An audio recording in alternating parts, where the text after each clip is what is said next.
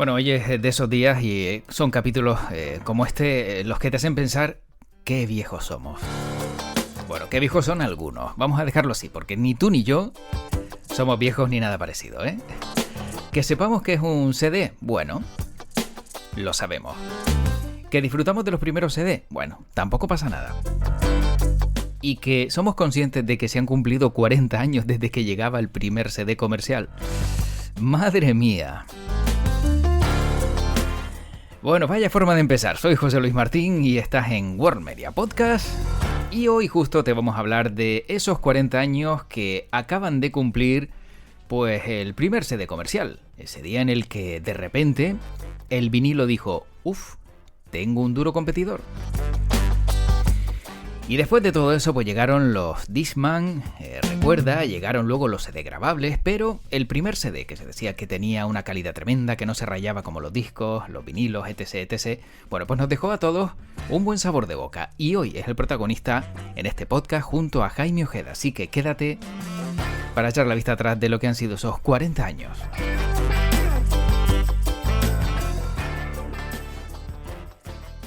Tiempo ya para saludar a Jaime Ojeda. Jaime, ¿qué tal? ¿Cómo estás?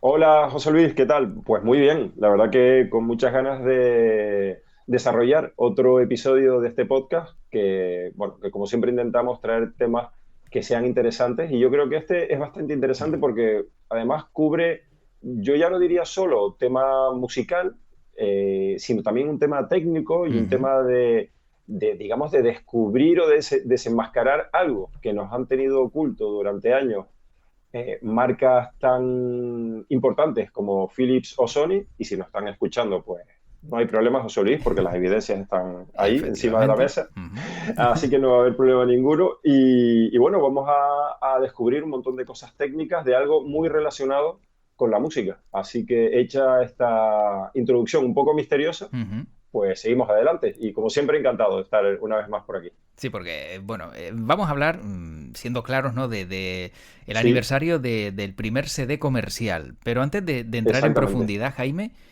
¿tú recuerdas Ujú. cuál fue tu primer CD comercial? Porque yo creo que lo hemos hablado en alguna ocasión, en algún podcast. Mi memoria sabes que no Sí, es la mejor. Pero, ¿cuál sí. fue el tuyo, el que tú te compraste por primera vez? Ah, vale, el que yo me compré, porque José Luis, yo la verdad que tuve la suerte de Mm, que cuando salió el CD comercial, sí. yo me acuerdo de ver un reproductor aquí en la isla de Tenerife en Discos Manzana, una cadena de discos, bueno, muy Mm. famosa en Tenerife y en Canarias, ¿no? Y ellos tenían el primer reproductor, imagínate, expuesto en el escaparate, Mm. pero José Luis valía 150.000 pesetas de la época. Ostras. Claro, ¿sabes? Ostras. Mm. Era Sí. como algo totalmente inalcanzable. Ujú. Estoy hablando, pues, del año 86 Claro. aproximadamente, 86, 80 sí, 86, 87 aproximadamente. Bueno, la suerte que digo que tuve es que entré a trabajar como disc-jockey de 40 principales en Radio Club Tenerife y, hombre, perteneciendo a la cadena SER, pues tuvieron el músculo económico, como se suele decir, Mm. de comprar dos reproductores de CD. Me Claro. acuerdo que eran Technic, de la marca Technic. Y a esos reproductores de CD le siguieron sus correspondientes discos Ujú. en formato CD. Tú imagínate, Buah. José Luis. Fue una revolución. De hecho, nosotros hacíamos radio, mira Mm. qué curioso, mezclando vinilos con CD. Ah, qué Es decir, bueno. hacíamos programas Ujú. con el vinilo, que por supuesto tardó muchísimo en desaparecer, de hecho no ha desaparecido nunca. Y claro, se producían cosas muy simpáticas como que te saltara una aguja de un vinilo y después saliera al aire la pureza de un CD. Sí, se notaba la Entonces, diferencia. Mm. sí, se notaba la diferencia y muchísimo, aunque bueno, un vinilo bien cuidado, bien limpio y demás, Mm. suena, Suena suena maravilloso. impresionante sí, y por la radio, con los compresores que hay en alta frecuencia, pues bueno, más o menos estaban ahí igualados, ¿no? Pero todo esto viene para contar que la primera vez que yo le di play a un CD, con todos los nervios del mundo, porque para mí era mágico, ¿no? Tener ese disco dorado entre las manos, Mm. pues fue un disco de Paul Simon. Anda, qué bueno. Sí, el disco de música africana de Paul Simon. que tenía, bueno, canciones increíbles. Y ese fue el primer CD que yo pinché, pero que no tuve. Esos CDs se quedaban en la radio. Después llegó uno de Tears for Fears, llegó de Genesis, el Invisible Touch. Y yo el primer CD que tuve, que a la vez que hablaba estaba haciendo memoria, fue el disco de Sting, Nothing Like the Sun. Qué bueno. Oh, pues es Que yo un siempre he discazo, ¿eh? dicho que, Discazo. sí, sí, que yo siempre he dicho que suena a celestial. Sí, En sí, sí. CD, yo me acuerdo de ponérmelo en mi cuarto con los cascos, José Luis, y yo me trasladaba al cielo con ese disco. Pero vamos, casi literal, ¿no? Sí, sí, Y sí. después, yo no sé si tú recuerdas, José, que los CDs por detrás, aparte de todas las canciones y demás, venía con tres cuadraditos y con letras. Era o una A o una D. Mm, Si ponía ADD, podía poner ADD o AAD o DDD. Eso significa la grabación, la producción y la mezcla final. vale, Es lo decir, recuerdo. y te decía, la A era de analógica y la D de digital. ¿Por qué? Porque en aquella época convivían los estudios de grabación y de producción digitales y analógicos. Cierto, sí. Entonces tú podías tener un disco que se había grabado en analógico, que se había mezclado en digital y se había finalmente producido en digital, por ejemplo. Entonces tú sabías la calidad del disco por la cantidad de Ds que tenía. Y el de Sting, el Nothing Like the Sun, era DDD. Buah. Es decir, fue grabado en un estudio digital, digamos, la producción del disco fue en digital y la mezcla final fue en digital. Y entonces, claro, el disco sonaba, José Luis, de una Maravilloso. forma Claro, claro. impresionante. Aparte de que el disco Mm, en sí mismo, yo creo que escuches como lo escuches, mm. no hay nada que lo arruine. No hay nada que lo arruine, ¿no? Porque canciones como Englishman in New York o el We'll Be Together o, bueno, un montón de canciones que tiene ese disco como Fragilidad, bueno, pues yo creo que es insuperable, ¿no? Y además tenía un ingeniero de sonido, o ese disco lo hizo un ingeniero de sonido, que es el mismo del Invisible Touch de Genesis, Ujú. que es otro disco que yo nunca tuve en CD, pero sí que un amigo me lo prestó. Y porque estamos hablando de que cada CD valía un dineral en aquella época.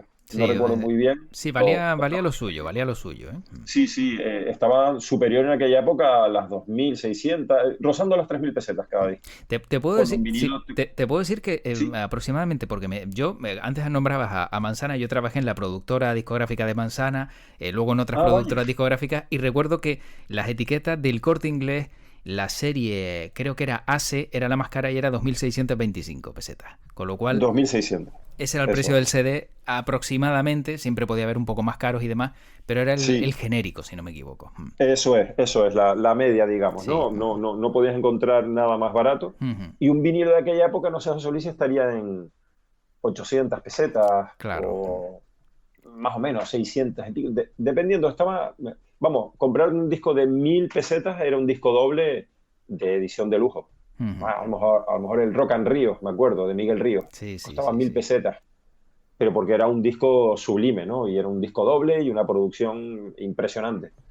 Entonces, pues ese fue el primer CD que tuve el gusto de tener yo, que he cuidado como oro en paño y que lo tengo pues ahora aquí porque tengo delante de donde te hablo una estantería con CDs Y lo estás y lo viendo. estoy viendo ahí. Sí, le estoy viendo el lomo al disco y ahí está bien guardadito y mira, el podcast me sirve para recuperarlo y escuchármelo esta noche tranquilito. Pues mira, tú lo estás viendo, pero él te está viendo a ti y está diciendo, Jaime, recupérame, ponme de vez en cuando, Sí, sí, sí, que sí, para eso sí, fui el sí, primero y el primero no se olvida, sin sí. duda. José, y yo te tengo que hacer la pregunta a ti. Sí. Ah, pues ¿Tu fíjate, primer CD? mi primer CD, aunque suene un poco ñoño, fue ¿Mm? el Emotions de Mariah Carey.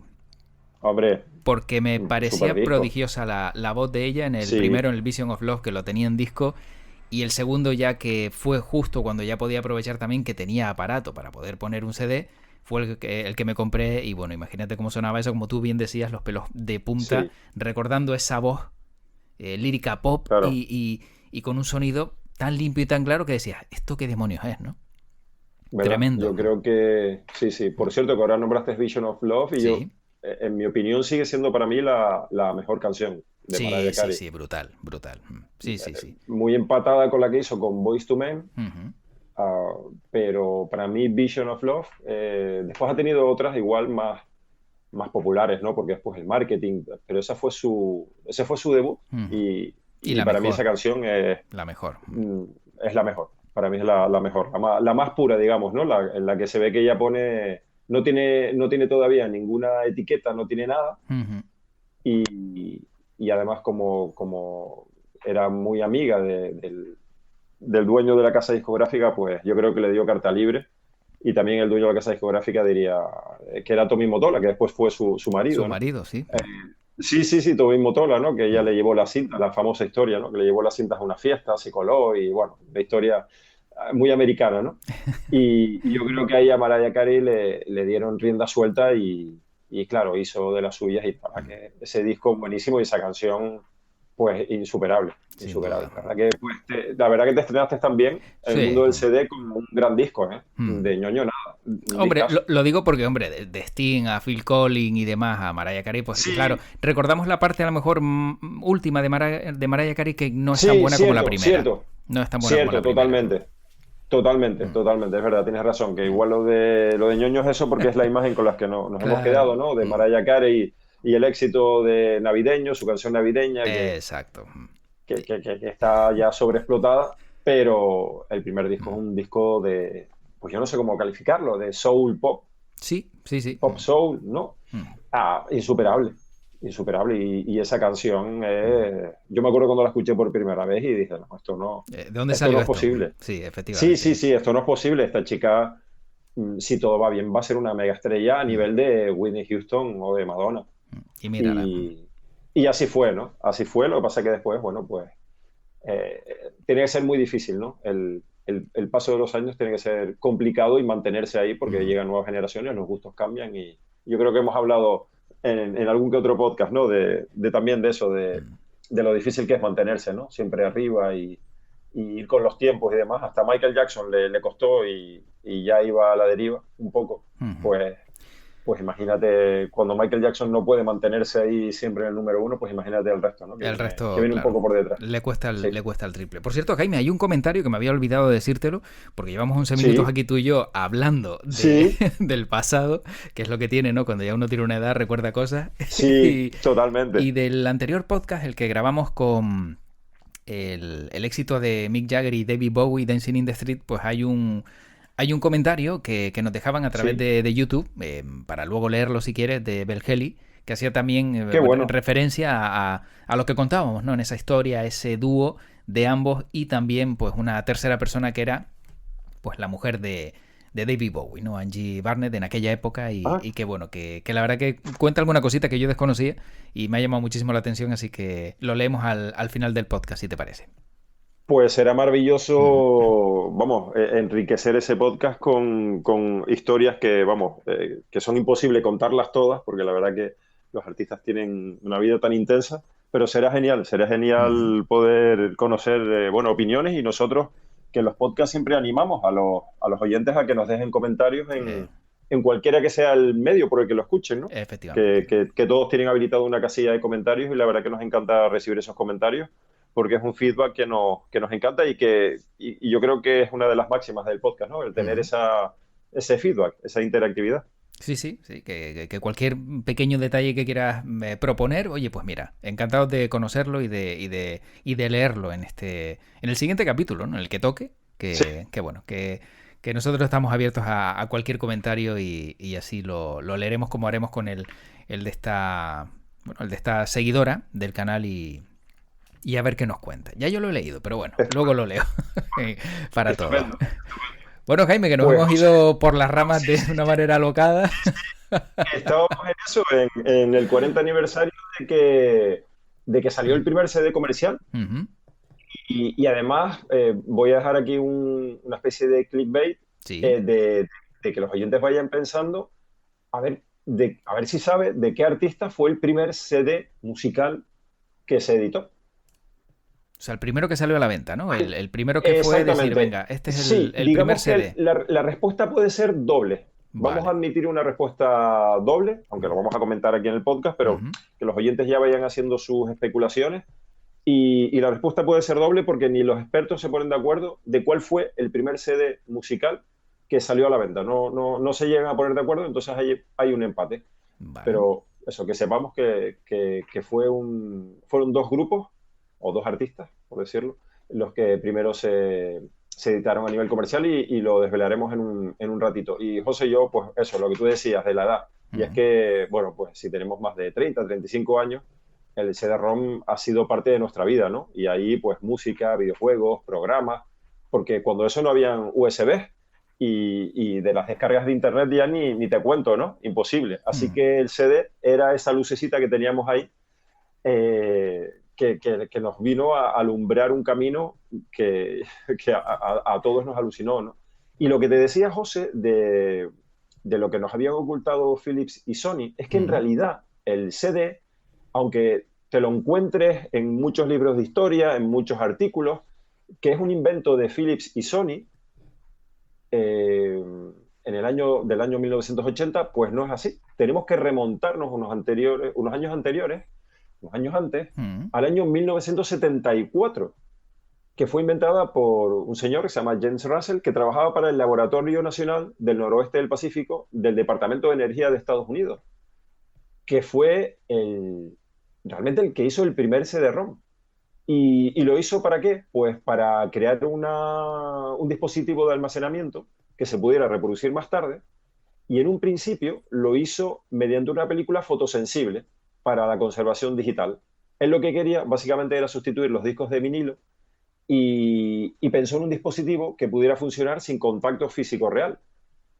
Más o menos podemos explicar rápidamente que el CD se compone de unos y ceros, Ujú. no de surcos, de pulsos magnéticos como es el vinilo, que lee la aguja, sino son unos y ceros. Entonces, por eso un sistema es analógico y el otro es digital. Bueno, pues este señor, Russell, fue realmente el que lo inventó. De hecho, su sistema, que se llamaba grabación digital óptica, ODR, fue premiada en 1974 en varios festivales, aunque la idea se abandonó y se quedó en un cajón, hasta que hábilmente, primero la empresa japonesa Denon, en 1982, desarrolló lo que conocemos como CD-ROM, y luego Sony, junto con Philips, desarrollaron lo que fue el formato de audio, ya en 1984.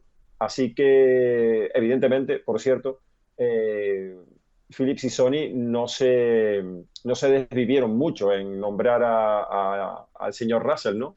Ellos, bueno, pues lo lanzaron y para la historia quedó como que Denon primero fue el CD-ROM y luego Sony y Philips lanzaron, lanzaron lo que es el CD de audio, ¿no?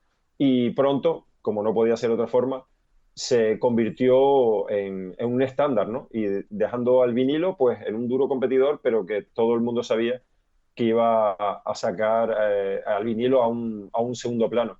Y fue en 1989 cuando ya las famosas normas ISO hicieron que el CD-ROM fuera ya un estándar. Apareció el libro verde que abordaba toda la tecnología de los CDs y en esa tecnología ya fue Philips quien finalmente se quedó con la mayoría de las patentes. Luego seguro que recordarás que Microsoft lanza, por ejemplo, enciclopedias, después llegaron juegos, Apple lanzó el ordenador Macintosh 2 en el 92 con una unidad de CD-ROM. Ujú. Bueno, pues ahí empieza un poco todo digamos, todo el desarrollo hasta que, bueno, después llegó el DVD. Pero nos vamos a parar con el CD, porque fíjate que en 40 años, a ver si, José, puedes especular una cifra de cuántos millones de CD se han vendido en todo el mundo. Pero en 40 años.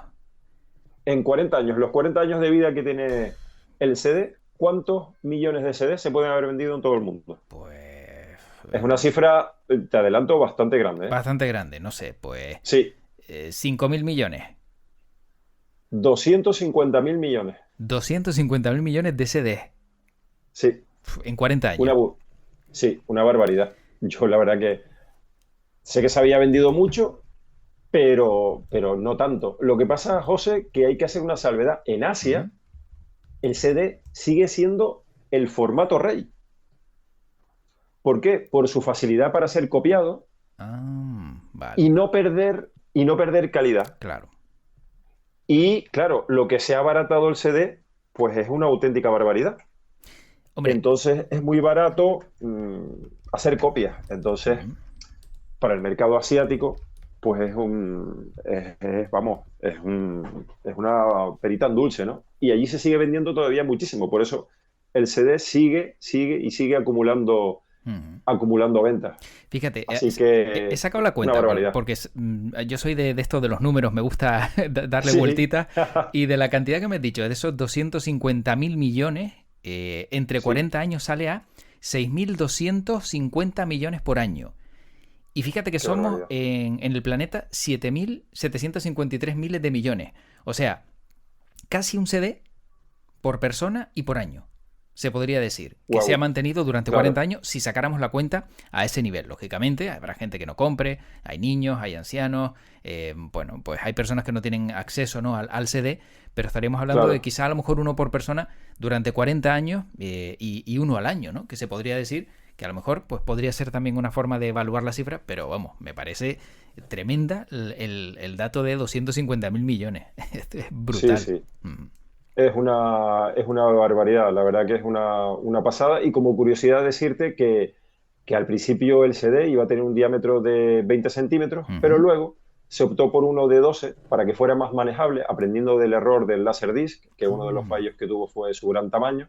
Y por eso lo hicieron de 12 centímetros. ¿Y por qué de 12 centímetros? Porque es justo lo que viene en la diagonal de una cinta de cassette.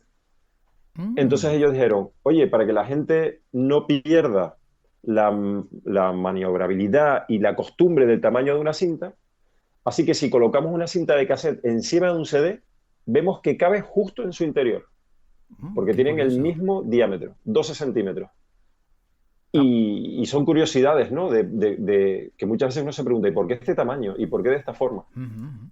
Y finalmente decirte que en un principio, pues, aparecieron con un almacenamiento máximo de 74 minutos, pero luego se amplió a 80 minutos, que corresponde a los 650 o 700 megas de datos que es capaz de almacenar el CD. Y eso que fue una joint venture, un desarrollo conjunto de Philips y Sony, que finalmente lo comercializaron primero en el 82 en Japón, José Luis, y luego Ujú. hubo que esperar 2 años hasta el 84 para que se comercializara en el resto del mundo. Y después aquí en Canarias tuvimos que esperar otros 3 o 4 Claro. para yo por lo menos, Sí, porque claro. yo recuerdo de ver en las revistas de High Fidelity y demás que Ujú, te lo podías comprar importado y supongo ujú, oye, que en establecimientos del ramo también, pero yo mi primer recuerdo es verlo allí en Discos Manzana, que serían también de los primeros en traerlo, ujú. eh, allá por el año 86. Y comentarte que se llama disco compacto, compact disc, porque las cintas se llaman en realidad cassette compacto. Entonces las Ah, marcas, para mantener esa familiaridad en el nombre, pues lo llamaron disco compacto. ujú. Bien pensado. Así que es muy interesante, la verdad, todo el desarrollo, porque imagínate que se dejaron atrás pues todo lo que fue Laserdisc, Ujú. todo lo que fueron las cintas VHS. Vamos, que la gran aportación del CD es que se trató del primer sistema de almacenamiento digital comercial. Y eso, bueno, después llegaron ya los Wallman CD, que los recordarás, ¿no? Hombre, y tanto. Que, que- El que tenían mítico de Sony, sobre todo, el ¿no? sistema anti-shock, ¿no? Que como se moviera un poco saltaba, pues, Exactamente. hombre, había algunos que se controlaba, pero había otros que no había manera.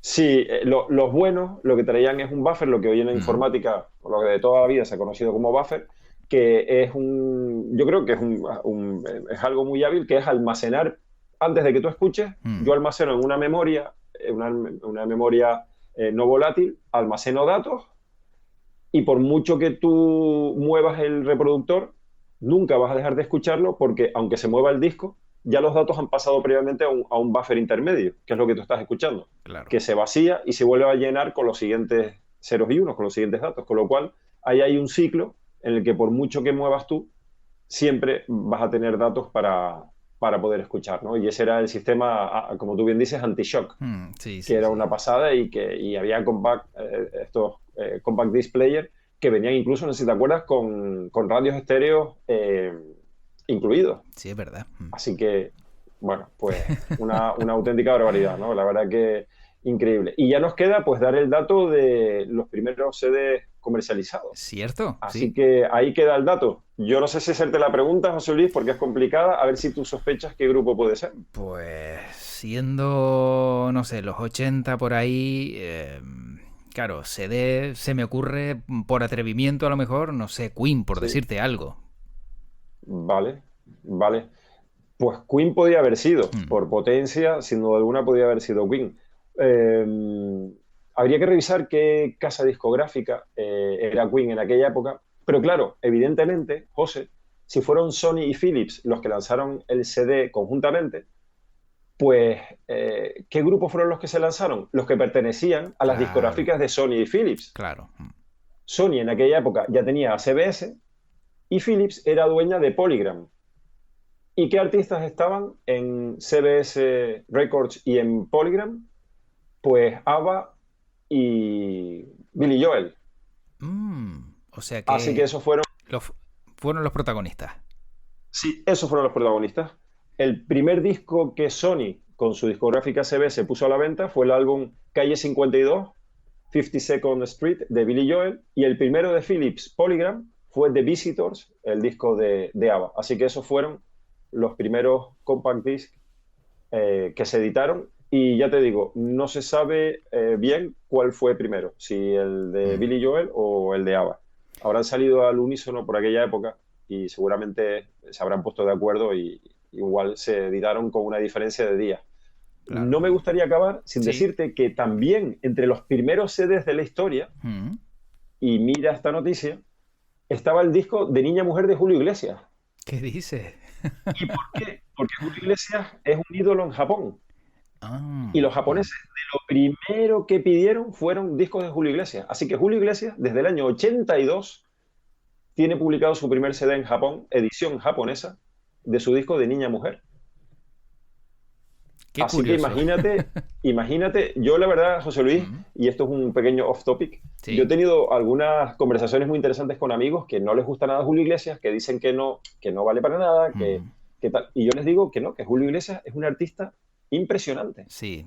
A ver, artista universal, es que que... suena una canción de Julio Iglesias cada pocos segundos en la radio en todo el planeta, mm. que es algo que no nos llega, que es nuestro Michael Jackson, por mucho que lo queramos negar, pero como es Rafael o como es Camilo Sesto, son Mm. artistas que puede que no te gusten, puede que no sea de tu estilo, pero que sus directos son impecables, Mm. cuando estaban, ¿no? O cuando tenían la edad de hacer directos en plena forma, y que Julio Iglesias ha vendido, José Luis, yo no tengo las cifras, pero No, una es uno de barbaridad. los artistas top Mm. de la historia de la música. Sí, sí, sí, sí. Y además que... Y este dato lo viene a corroborar, ¿no? Un poco. Y cuando pasan los años y escuchas alguna canción de Julio Iglesias, aunque su tono meloso a lo mejor no vaya contigo, como bien dices, o el estilo, Exactamente. te das cuenta Sí. de la forma de cantar, del nivel vocal, dices, oye, lo Mm. veo de otra manera. Sí, Lo sí, veo de sí. otra manera. Sí, y además, José, yo voy a digamos, a la visión total como artista.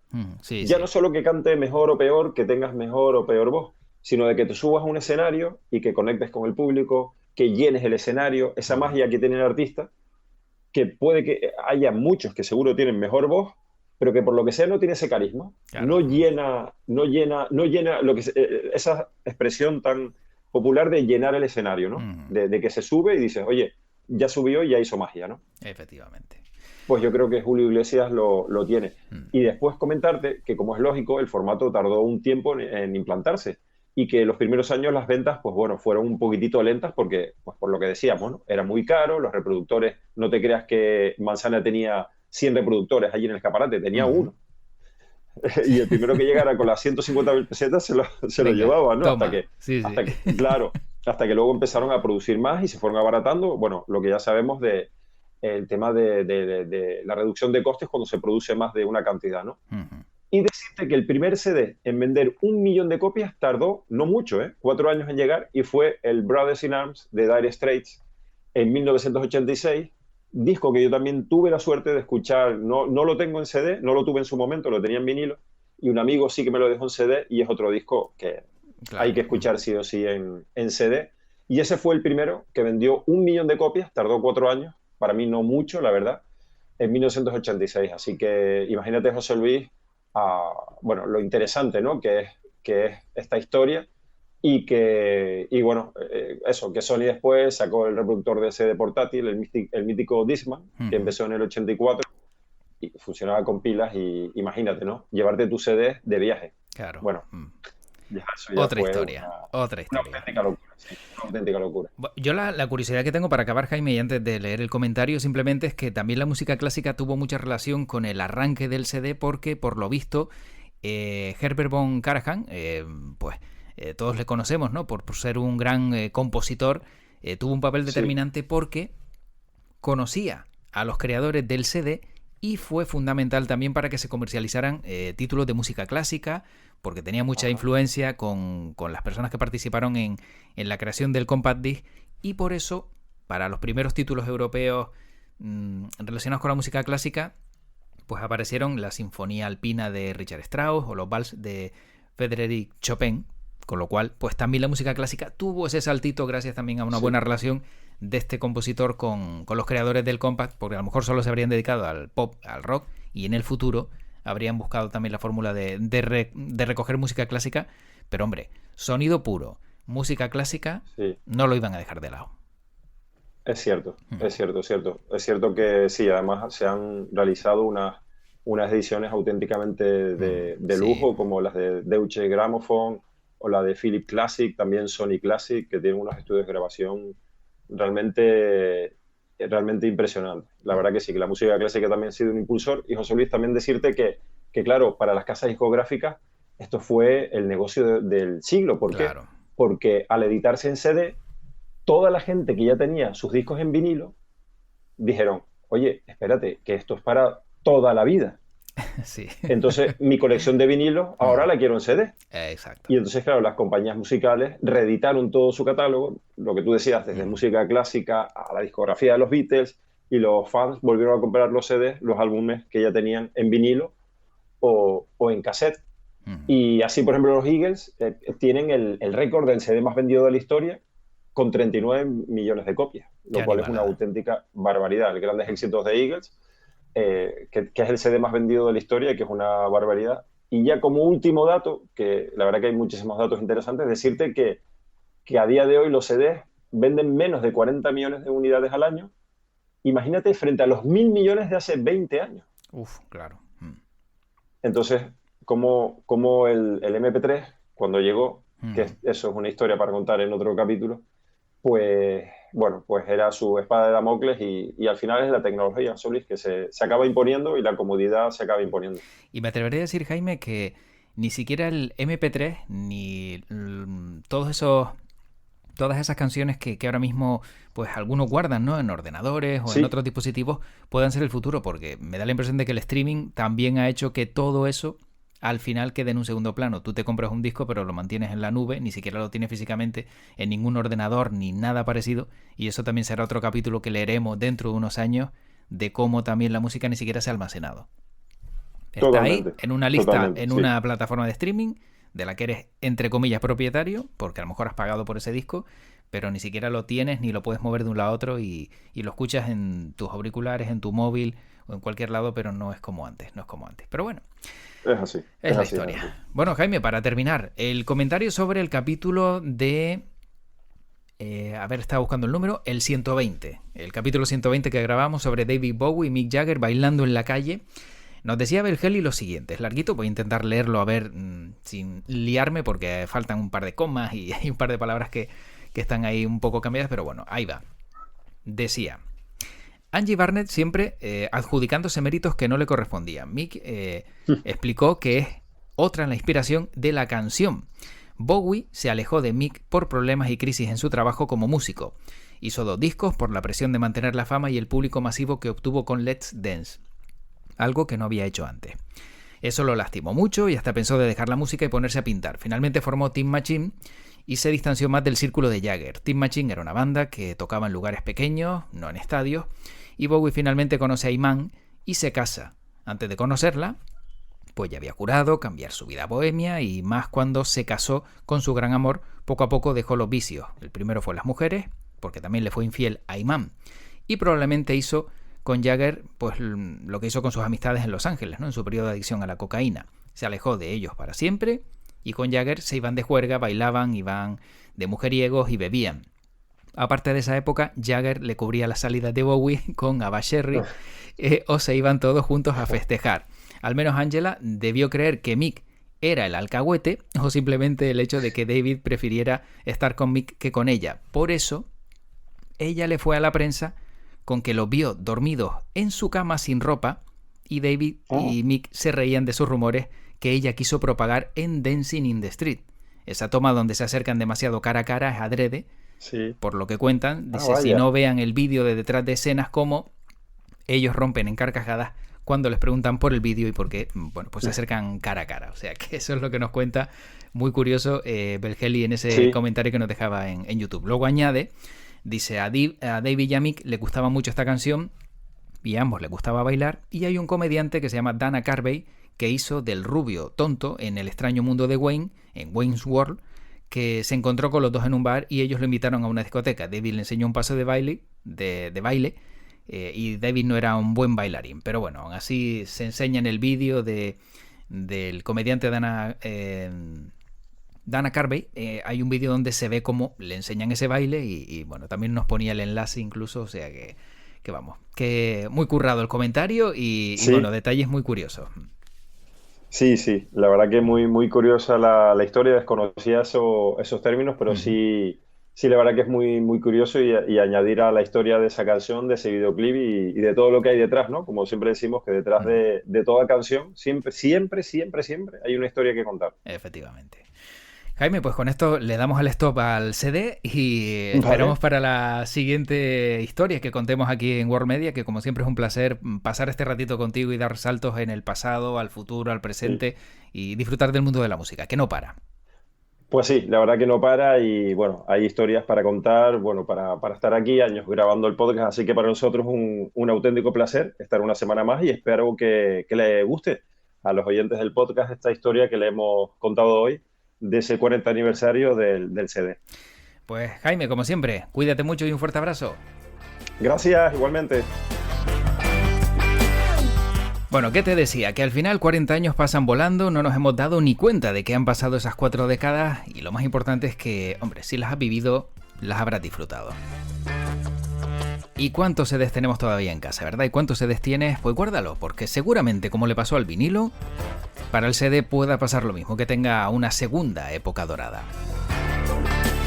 Espero que hayas disfrutado tanto como he disfrutado yo en este ratito con Jaime Ojeda en World Media Podcast con este contenido y te invito a seguir explorando por todos los contenidos que hay en World Media, no solo en la página web, en worldmedia.es, sino también en las diferentes plataformas, como sabes que son iVoox, Spotify, hasta los vídeos de YouTube donde puedes dejar tus comentarios. Y lo más importante, sigue ahí al otro lado, que para mí es fundamental. Creo que el motor de que World Media siga funcionando. Te espero en el siguiente capítulo, soy José Luis Martín y como siempre te deseo lo mejor y que tu podcast te acompañe. Cuídate mucho.